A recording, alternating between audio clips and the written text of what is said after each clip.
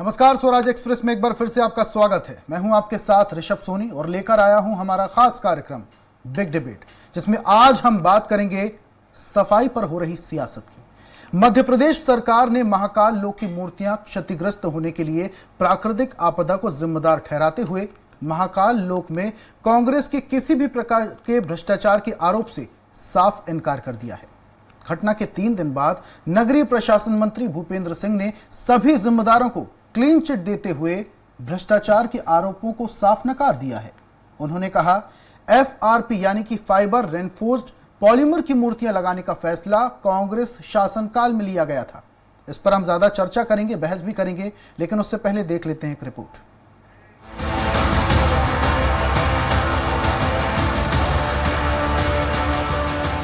मध्य प्रदेश की सियासत में महाकाल लोक की क्षतिग्रस्त मूर्तियों का मुद्दा लेकर कांग्रेस लगातार शिवराज सरकार पर हमलावर है।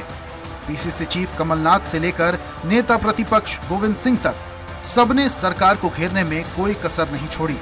डॉक्टर गोविंद सिंह ने सरकार पर भ्रष्टाचार का आरोप लगाते हुए कहा कि जानबूझकर महाकाल लोक के निर्माण की लागत को बढ़ाया गया ताकि भ्रष्टाचार किया जा सके।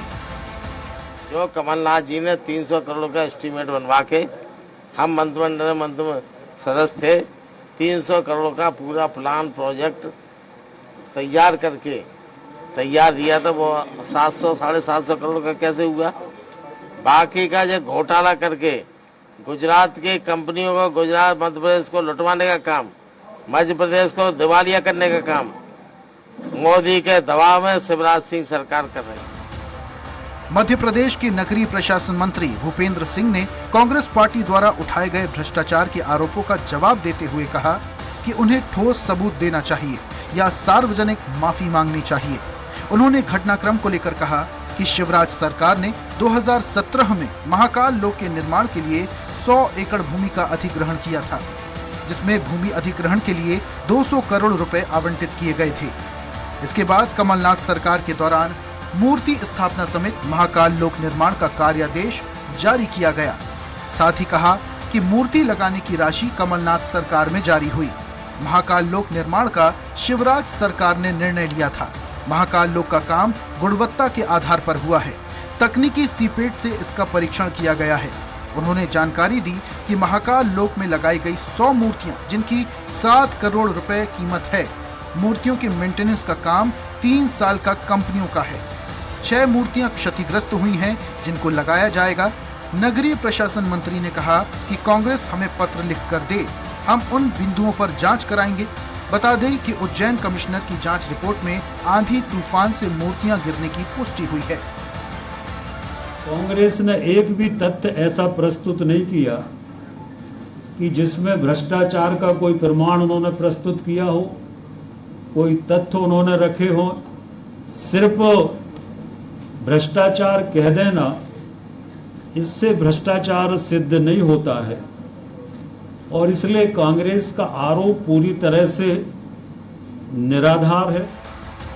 चुनावी साल में कांग्रेस पार्टी लगातार सरकार को घेरने में लगी हुई है। कर्नाटक में भ्रष्टाचार का मुद्दा बनाकर कांग्रेस ने बीजेपी को सत्ता से बेदखल कर दिया। लिहाजा कांग्रेस कर्नाटक का मुद्दा मध्य प्रदेश में आजमाना चाहती है। ऐसे में पार्टी महाकाल लोक का मुद्दा जोर शोर से उठा रही है। वहीं बीजेपी सरकार ने अपना पक्ष रखकर मामले को शांत करने की कोशिश की, ताकि चुनावी साल में सरकार की छवि पर सवाल न उठ सके। भोपाल से स्वराज एक्सप्रेस के लिए सलमान खान की रिपोर्ट। तो 400 करोड़ की लागत से महाकाल लोक का निर्माण किया गया, भव्य निर्माण किया गया और इसका उद्घाटन खुद प्रधानमंत्री नरेंद्र मोदी ने किया। लेकिन कुछ दिनों पहले की बात है, जब कुछ बारिश हुई, आंधी आई और वहां महाकाल लोक पर लगी 7 सप्तऋषियों मूर्तियों में से 6 मूर्तियां इस बवंडर में धराशायी हो गई। इस पर भ्रष्टाचार की बात कही जा रही है, लेकिन बीजेपी भ्रष्टाचार से साफ इनकार कर रही है। बीजेपी के मंत्री कह रहे हैं कि किसी भी तरीके का भ्रष्टाचार नहीं हुआ और ये जो एफआरपी यानी कि फाइबर रेनफोर्स्ड पॉलीमर की मूर्तियां लगाने का फैसला लिया गया था, यह कांग्रेस के शासनकाल में लिया गया था। अब इस सफाई पर भी कहीं ना कहीं सियासत शुरू हो चुकी है। इस पर हम ज्यादा चर्चा करेंगे और चर्चा के लिए हमारे साथ मौजूद हैं बीजेपी नेता राजा पाठक, हमारे साथ स्टूडियो में मौजूद हैं कांग्रेस विधायक सुरेश राजे हमारे साथ जुड़े हुए हैं और वरिष्ठ पत्रकार सनत जैन भी हमारे साथ जुड़े हुए हैं। लेकिन चर्चा की शुरुआत सबसे पहले बीजेपी नेता राजा पाठक से। पाठक साहब, 400 करोड़ कम अमाउंट नहीं होता, एक बड़े अमाउंट के चलते महाकाल लोक का निर्माण किया गया, लेकिन यहां पर ये मूर्तियां जो लगाई गई थी FRP की, ये एक मानसून भी नहीं झेल पाई। थोड़ा सा अंधड़ आया और ये मूर्तियां धराशायी हो गई। इस पर बीजेपी की तरफ से प्रतिक्रिया आ रही है। मंत्री साहब कह रहे हैं कि कोई भी भ्रष्टाचार नहीं हुआ और ये जो निर्णय लिया गया था FRP मूर्तियां लगाने का, ये निर्णय कांग्रेस के शासनकाल में लिया गया था, लेकिन वर्तमान में तो आपकी सरकार है, जिम्मेदारी तो आपकी बनती है। देखिए सब्जी ऐसा है, FRP की मूर्तियां महाकाल लोक में लगाई गई थी और तूफान आया। तूफान एक प्राकृतिक घटना है, उससे भाजपा की सरकार है, इससे कोई लेना देना नहीं है। तूफान में आपदाएं स्वाभाविक हैं, कई बड़ी बड़ी बिल्डिंगें भी गिर जाती हैं, कई बड़ी घटनाएं भी हो जाती हैं। ये कांग्रेस की बहुत ही संकुचित और हल्की राजनीति की सोच दर्शाती है कि वो धर्म के विषय पे इतने नीचे उतर के राजनीति कर रहे हैं। जैसे तूफान आया, किसी की गाड़ी टूट गई, किसी की बाइक मान लो तूफान में गिर गई, टूट गई, तो उसमें कंपनी को क्लेम करेंगे क्या? भारतीय जनता पार्टी की सरकार है, जॉन कंपनी को वहां पे टेंडर दिया गया था, उनकी 3 साल की गारंटी थी, वो रिपेयर करके देंगे, नहीं बना के देंगे। FRP की मूर्तियां केवल उज्जैन में नहीं, कई जगह लगी हैं, कई धार्मिक स्थलों पे देश में लगी हैं और कांग्रेस के पास वहां हुए भ्रष्टाचार का कोई प्रमाणित तथ्य नहीं है। तूफान आना, तूफान में मूर्ति टूट जाना, ये कोई ऐसी स्थिति नहीं है कि जिससे किसी सरकार पे आरोप लगाया जाए। ये निराधार बात है। बिल्कुल ठीक है पाठक साहब, अगर आपकी बात को इस तरीके से समझा भी जाए कि प्राकृतिक आपदा पे तो किसी पार्टी का जोर नहीं चलता, किसी नेता का जोर नहीं चलता, ठीक है, ये सही बात है। लेकिन जब वैज्ञानिकों से बात की गई, मीडिया ने जब जानकारों से बात की, तो उनका यह कहना है कि मूर्तियों का जो ज्वाइंट था वहां पर काफी गैप था और गैप के चलते उस गैप से पानी जा सकता है, हवा जा सकती है और इसी के चलते FRP की ये मूर्तियां ज्यादा हवा का प्रेशर नहीं झेल पाई। तो आपको लगता है कि इसको और अच्छे तरीके से बनाया जा सकता था और खुदा ना खास्ता उस दौरान अगर कोई श्रद्धालु वहां पर होता और ये मूर्तियां किसी श्रद्धालु पर गिरती तो किसकी जवाबदारी होती? देखिए ये सब्जी ऐसा है, आपदा जब आती है सूचना देके नहीं आती। तूफान जब आता है, अभी तूफान चल रहा है, हवा तूफान आंधी चल रहे हैं, अगर मान लो इससे कोई भी घटना घट जाए तो उसमें जैसे कुछ किसी की गाड़ी टूट जाए, कोई बिल्डिंग गिर जाए, इसमें कोई सरकार की जिम्मेदारी नहीं है ना। अगर वहाँ की कोई शिकायत आई हो और महाकाल लोक है, साक्षात भोले बाबा का लोक है, वहाँ कोई अप्रिय घटना हो ही नहीं सकती थी। ठीक है पाठक साहब, वापस से आऊंगा आपके पास। वरिष्ठ पत्रकार सनत जैन जी हमारे साथ जुड़ चुके हैं। जैन साहब, आज मुद्दा महाकाल लोक में जिस तरीके से सप्त ऋषियों में 7 मूर्तियों से 6 मूर्तियां धराशायी हो गई, एक मानसून भी नहीं जोड़ पाई। मैं आपसे जानना चाहूंगा, जहां छोटी छोटी मूर्तियां हर चौराहे पर लगी होती हैं, ज्यादा हाइट भी नहीं होती है, ज्यादा विड्थ भी नहीं होती है, ज्यादा वेट भी नहीं होता है, लेकिन वो मूर्तियां सालों चलती हैं, किसी भी मौसम का उन मूर्तियों पर प्रभाव नहीं पड़ता। लेकिन अगर बात करूं मैं महाकाल लोक की, जिसका निर्माण 400 करोड़ रुपए से किया गया है और यह पैसा किसी ने भी, किसी मंत्री ने, किसी पार्टी ने नहीं लगाया, ये जनता का पैसा गया है। अब ऐसे में इस तरीके से मूर्तियां खंडित हो जाना, नीचे गिर जाना, क्या समझते हैं आप? इसमें क्या भ्रष्टाचार हुआ है? और दूसरी तरफ बीजेपी पार्टी का सफाई देना कि किसी भी तरीके का भ्रष्टाचार नहीं हुआ है, कांग्रेस तो सिर्फ राजनीति कर रही है। मैं ये कहना चाहूँगा कि हमारे बाबा भोलेनाथ हैं, ये बहुत भोले हैं और इतने भोले हैं कि ये अपनी पूजा में धतूरा और पानी भी जल लेकर और अपने भक्तों को आशीर्वाद दे देते हैं। लेकिन महाकाल लोक का जो निर्माण हुआ है, उसमें निर्माण के समय से ही धार्मिक आस्थाओं को हमने एक तरफ कर दिया। कहीं पर भी ऐसा उदाहरण नहीं मिलता है कि सप्त ऋषि की या भगवान की कोई भी मूर्तियां प्लास्टिक की बनाई जाएं। और ये जो प्लास्टिक की मूर्तियां बनाई गई थी, ये धार्मिक पर्यटन की दृष्टि से या सुंदरता दिखाने के लिए धार्मिक आस्थाओं का दुरुपयोग नहीं किया जाना चाहिए। और इस घटना से ये सबक सबको लेना चाहिए।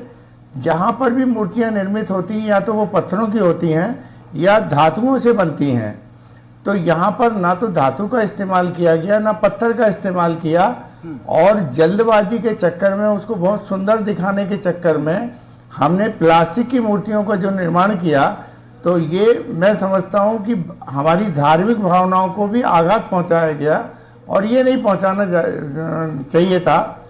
आगे भी जब इस तरीके के निर्माण होते हैं तो हमारी धार्मिक आस्थाओं परंपराओं को जरूर ध्यान में रखा जाना चाहिए कि हम जो भी चीजें ला रहे हैं वो अगली पीढ़ी उनसे जानेगी।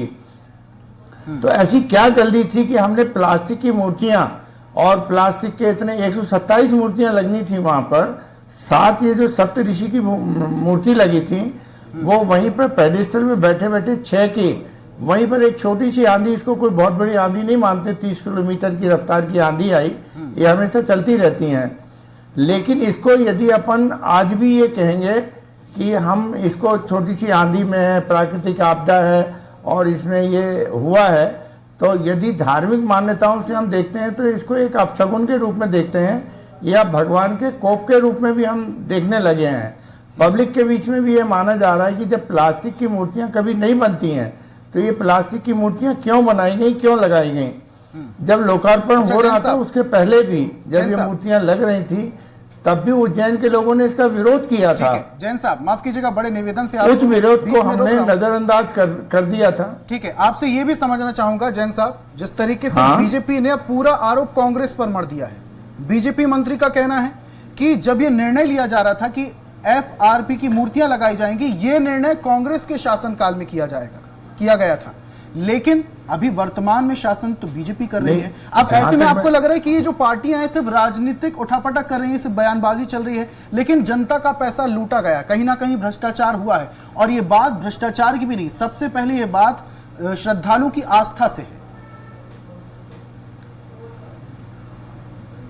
बहुत मतलब मुझे कहने में ये कोई संकोच नहीं है कि जब कमलनाथ की सरकार गिरी थी और महाकाल लोक की जो बात हो रही थी, तो मुख्यमंत्री शिवराज सिंह चौहान और सारी भाजपा उसका श्रेय ये ले रही थी कि हम बना रहे हैं, और ये तो बात कहीं से आ नहीं रही थी कि महाकाल लोक परिसर का जो कमलनाथ का कोई लेना देना है इससे।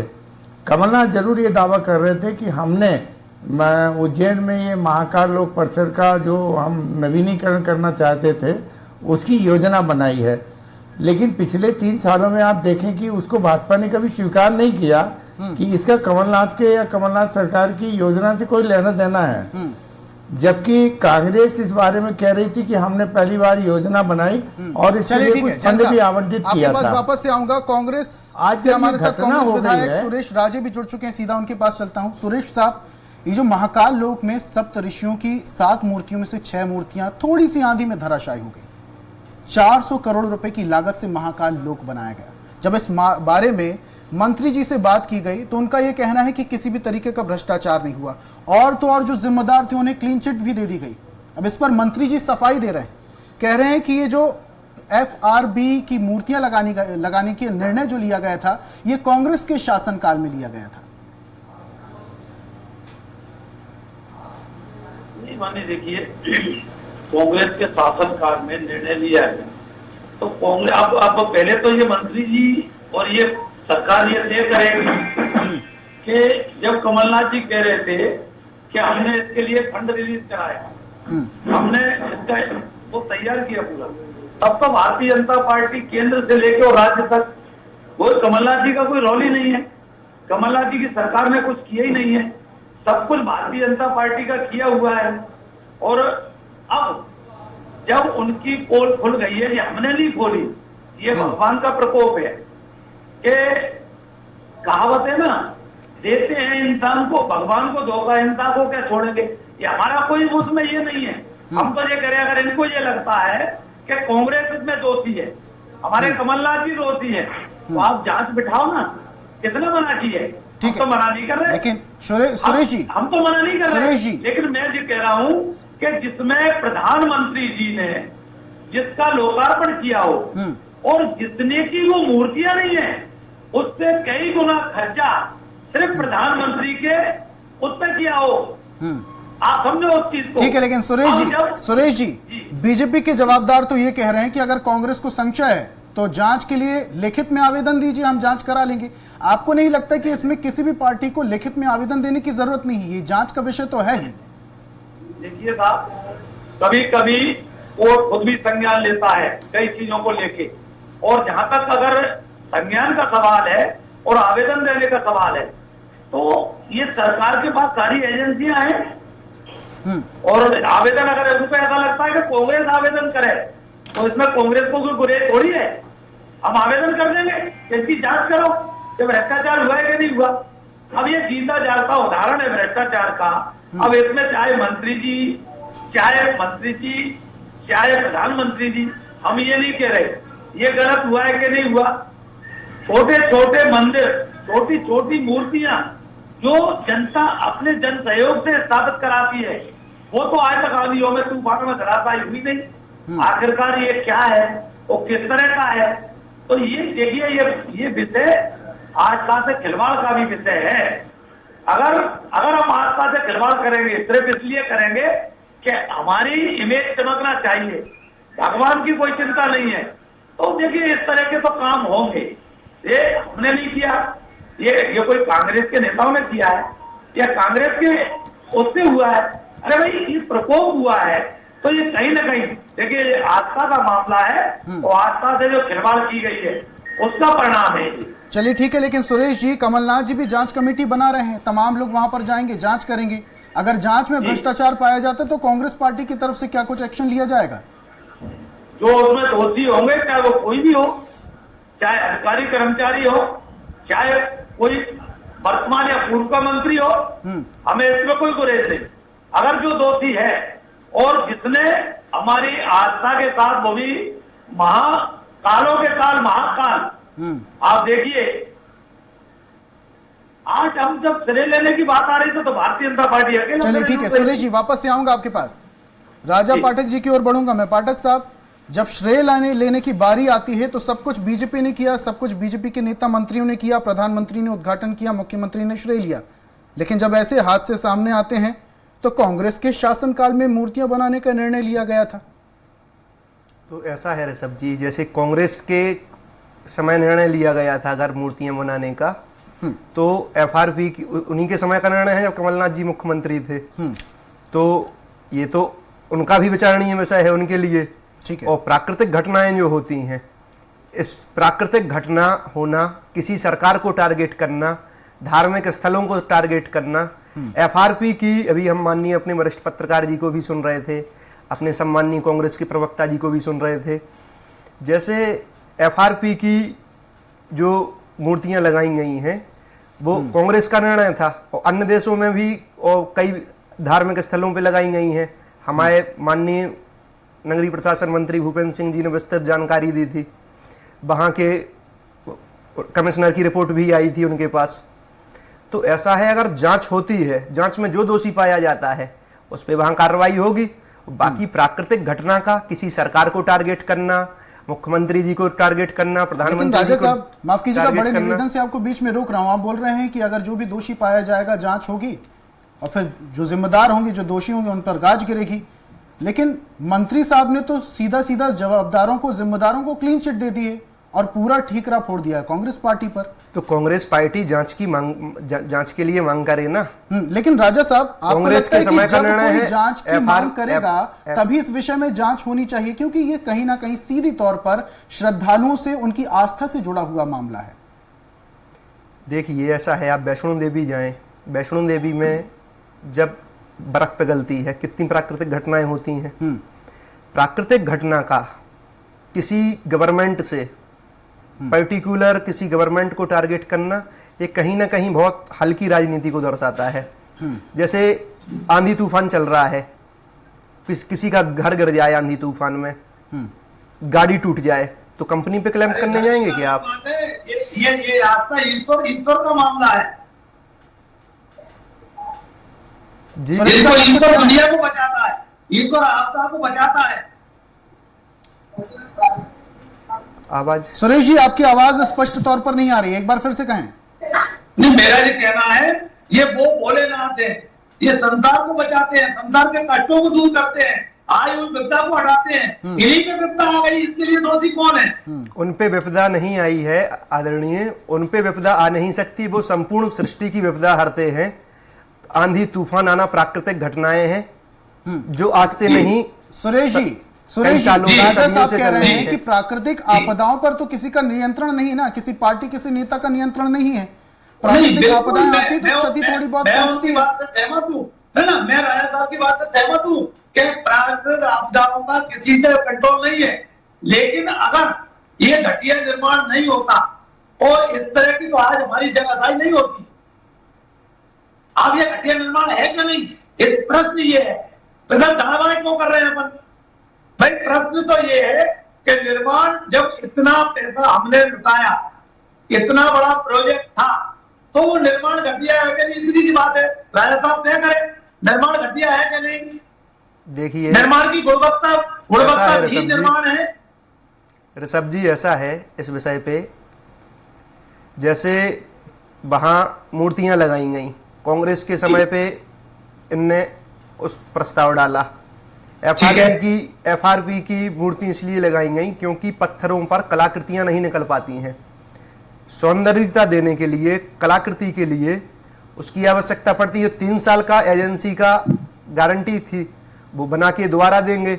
अब रही बात धार्मिक आस्था के, जो बात कर रहे हैं, ये कांग्रेस पार्टी जो धार्मिक आस्था की बात कर रही है, जो उन्होंने राम जन्मभूमि के विरुद्ध आजीवन केस लड़ा, राम सेतु तोड़वाने के लिए इनने कई प्रयास किए जब इनकी केंद्र में सरकार हुआ करती थी।